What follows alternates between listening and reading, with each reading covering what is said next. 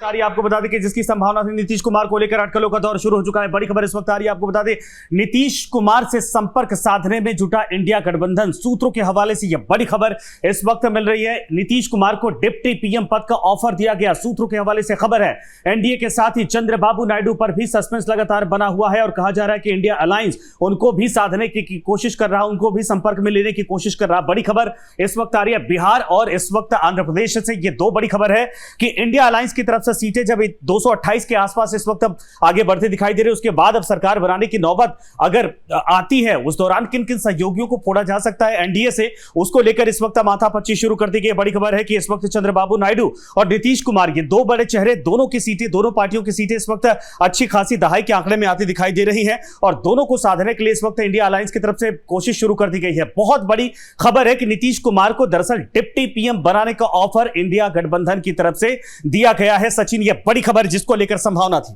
बिल्कुल, और देखिए वो तोड़फोड़ की राजनीति एक बार फिर से शुरू हो चुकी है। हालांकि देखना होगा कि आखिर कौन किसके पाले में जाता है और कौन यहां पर सरकार बनाता है। इंतजार करना होगा। अभी कई राउंड की जो काउंटिंग है वो हो चुकी है, लेकिन काउंटिंग के बीच में आप देखिए जो कनेक्शन एक बार फिर से बनाने का दौर शुरू हो गया है वो बेहद दिलचस्प है। और हिंदुस्तान की राजनीति, देश की राजनीति में ये जो आया राम गया राम की जो राजनीति है वो हमेशा से ही चर्चा में रही है। पिछले कुछ सालों से तो इसके पूरे मजे में खिलाड़ी है और सत्ता में इतने सालों से अगर है तो वो समझते हैं कि माहौल और दस्तूर क्या होता है जब वाकई में चीजों को समझा जा सके। वैसे भी जेडीयू को लेकर ये कहा जा रहा है कि इस बार वो जब भारतीय जनता पार्टी में आए थे उस दौरान भी इस बात को लेकर बाकायदा समीकरण साध चुके थे कि हमें इससे क्या फायदा होता है। जब लोकसभा चुनाव होता है तब बीजेपी के साथ, जब राज्य का विधानसभा चुनाव होता है तब वो आरजेडी के साथ चले जाते हैं, उसका बेनिफिट होता है। पिछले एक दशक से ये राजनीति है। लेकिन अब बड़ी खबर है क्योंकि यहां पर अगर डिप्टी पीएम का पद दिया जा रहा है तो यह बहुत बड़ा मौका भी हो सकता है जेडीयू के लिए और इंडिया अलायंस इसको लेकर पूरी कोशिश करेगा। बड़ी खबर है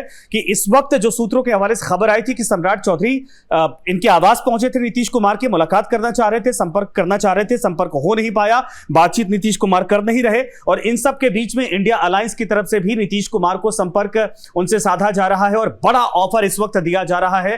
डिप्टी पीएम का पद का ऑफर नीतीश कुमार को कि आपको डिप्टी प्रधानमंत्री बना दिया जाएगा अगर आप इंडिया अलायंस के साथ आते हैं। ये सूत्रों के हवाले से बड़ी खबर। इन सब के अलावा दक्षिण भारत का एक चेहरा जो कुछ महीनों पहले कहा जाए कि भारतीय जनता पार्टी के साथ आया था, टीडीपी तेलुगु देशम पार्टी, चंद्रबाबू नायडू, एक बड़े दिग्गज राजनेता, इसके पहले मुख्यमंत्री भी रह चुके हैं, काफी लंबे समय तक रहे, अनुभव अच्छा खासा है। लेकिन आपको बता दें कि इस वक्त बड़ी खबर है कि टीडीपी को भी इंडिया अलायंस साधने के लिए पूरी तरीके से पुरजोर कोशिश कर रहा है। यह भी सूत्रों के हवाले से यह बड़ी खबर आ रही है और वहां पर कहा जा रहा है दोनों सीटों को मिला लिया जाए तो लगभग 35-40 सीटें यहां पर इजाफा हो जाता है और 230 के आसपास, 228 के आसपास 35-40 का आंकड़ा अगर जोड़ेंगे तो यह बहुमत के करीब पहुंचने की संभावना दिखाई देती है। इंडिया अलायंस ये माथापच्ची गुड़ागणित करने में इस वक्त जुट गया है। यह बड़ी खबर इस वक्त आ रही है कि नीतीश कुमार और चंद्रबाबू नायडू, दो ऐसे चेहरे जिनको इंडिया अलायंस इस वक्त साधने के लिए लगातार संपर्क करता हुआ दिखाई दे रहा है। सचिन, और इन सब के बीच ये तमाम बड़े अपडेट जो है आपको लगातार बता रहे हैं कि नीतीश कुमार को लेकर अटकलों का दौर जो है वो शुरू हो चुका है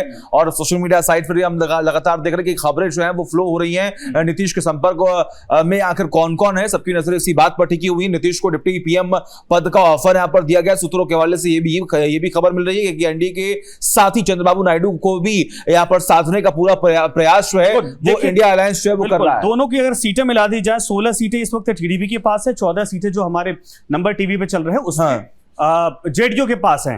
कुल मिलाकर ये कहा जाए 30 सीटें यहां पर अगर ये दोनों पार्टियों को इंडिया अलायंस साधने की कोशिश करता है तो 30 सीटें एक झटके में बढ़ जाएंगी।